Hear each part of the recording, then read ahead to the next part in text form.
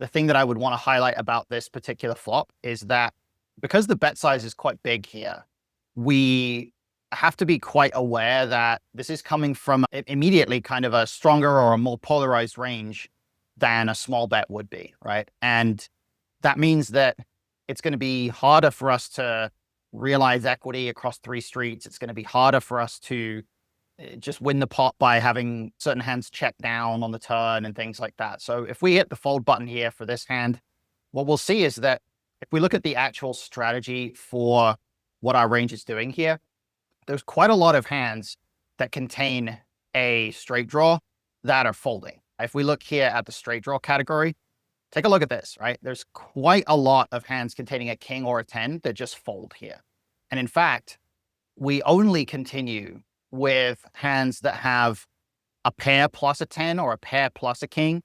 And then maybe we've also gotten 10-9 and 10-8 because they have the straight draw to the 8 or the 9 as well. We don't continue at all with 9-8. We don't continue even with pocket 10s. We only continue when we have a diamond, basically.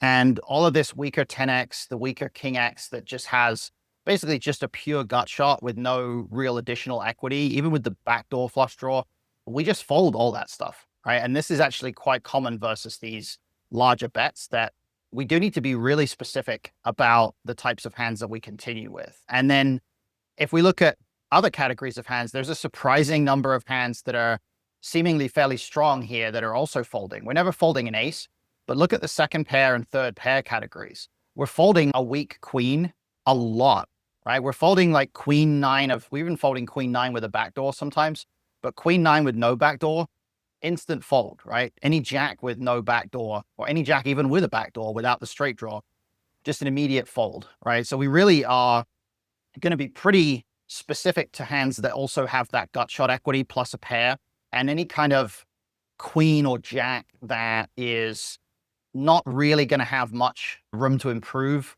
outside of being able to make like a weak 2 pair by hitting the kicker.